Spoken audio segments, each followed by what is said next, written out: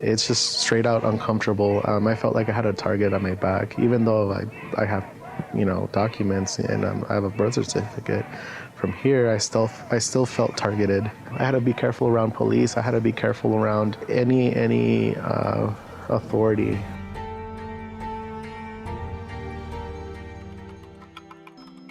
Sergio Loza is part of the SB1070 generation.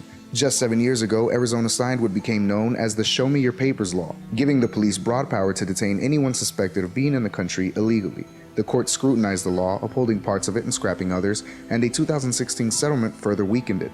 But the law has had a lasting impact on young Latinos who grew up feeling they and their families were constantly under siege, even for those who were citizens. From looking at someone, you can't tell if they're undocumented or not. So although this bill was targeted to people that were undocumented in this country, my friends who were citizens, my brother who's a citizen, they felt attacked over the way they looked. And that's what I guess most people didn't get about this bill.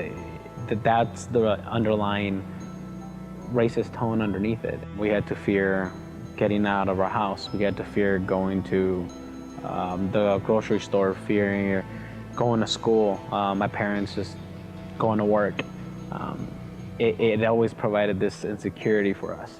Sergio and others say that amid a housing market crash and a recession, brown-skinned Latinos were the scapegoats. It's not about Spanish. It's not about, papers or not. It's not sort of this common sense, you don't have papers, you shouldn't be here. It's not about that. It's about being brown. It's a reaction to a changing demographic. It's a reaction to people waking up one day and saying, oh, Arizona was getting too brown. All these things started happening during a time when the Hispanic population was indeed growing. Then Arizona Governor Jan Brewer, who signed the bill into law, and Maricopa County Sheriff Joe Arpaio, who called himself America's toughest sheriff, are the most prominent names associated with SB 1070. Jan Brewer didn't have reasonable suspicion that I was undocumented when she handed me a scholarship. Never in a million years would she have expected that the person she was handing a scholarship to was the very person that she was demonizing and dehumanizing. After 23 years as sheriff, Arpaio was voted out of office in 2016. In July, Arpaio was found guilty of a criminal contempt court charge stemming from a racial profiling case filed back in 2007. President Donald Trump pardoned Arpaio, a staunch supporter, in August of 2017. Sheriff Joe Arpaio was the boogeyman. To me, he represented the epitome of anti-immigrant sentiment. It was worse in West Phoenix in the sense that there would always be immigration roundups.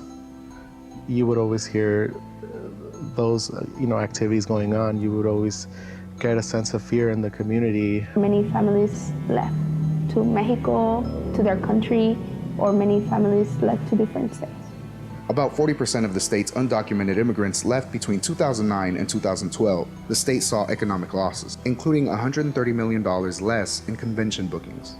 You could just feel the tension in the community. No one was going anywhere. A lot of stores were empty, and I remember a lot of businesses going out of business just because a lot of people kind of moved away. In an environment like that, I mean, as a Latino person, or a Hispanic, a Mexican American, how do you not take it personally? While the law created fear, anxiety, and economic distress, it also spurred many young Latinos to mobilize. It helped many of us to come out of the shadows. It pushed us to take action. And I feel like a lot of people who are now great leaders here in Arizona came out of that racist law that pushed many of us against the wall. Hundreds of kids walk out of high school in protest of the immigration bill. I had this bug to become an attorney.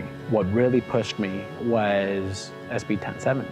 I was very much interested in politics after that. And honestly, thank you, SB 1070, that you opened my eyes and you made me realize, I am who I am here in this country. States like Texas have adopted laws that make it easier for law enforcement to question people about their citizenship status. For those who grew up under SB 1070, their fight is now national. It's not about Texas or Arizona. I think the nation woke up to a Trump administration, but we had Trumpistas here for years.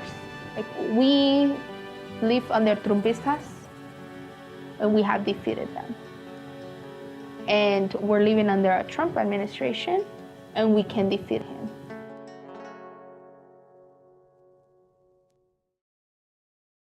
Hey, NBC News viewers, thanks for checking out our YouTube channel. Subscribe by clicking on that button down here and click on any of the videos over here to watch the latest interviews, show highlights, and digital exclusives. Thanks for watching.